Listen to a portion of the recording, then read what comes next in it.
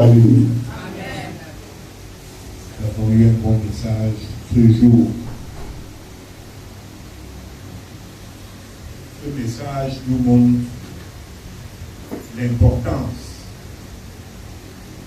qu'il y a dans la différence entre l'Ancien Testament et le Nouveau Testament.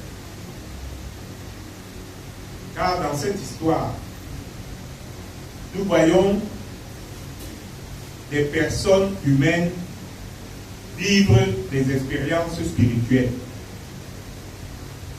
Ça, c'est l'Ancien Testament. Les personnes humaines vivent des expériences spirituelles.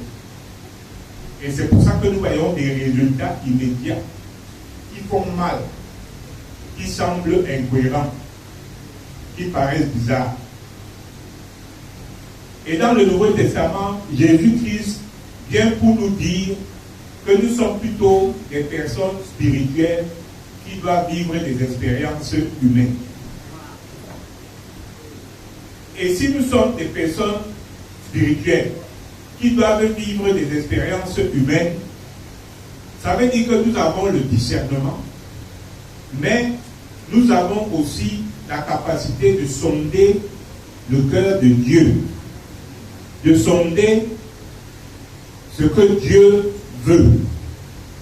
Nous n'agissons plus parce que nous pensons que ce que nous faisons est bon. Mais en réalité, Dieu voulait montrer qu'il est très dangereux de faire les choses selon sa volonté et ses humeurs et ses désirs, en pensant qu'on a une raison, fût-elle qu'on pense bonne de le faire.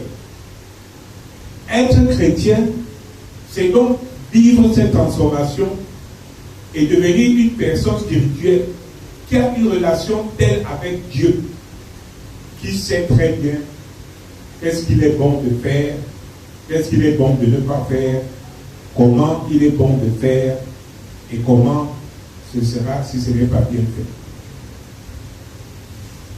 Cela nous montre que être chrétien nécessite plus que la simple présence à l'église, plus que le simple engagement, mais de cultiver une foi basée sur la parole de Dieu. Chaque fois que nous nous éloignons de la parole de Dieu, nous créons des choses qui auront des conséquences que nous-mêmes nous ne pourrons pas supporter. Donc, ce message du frère Raphaël, c'est une façon de nous dire, oublions d'être des chrétiens de l'Ancien Testament pour devenir des chrétiens du Nouveau Testament. Que le Seigneur nous bénisse.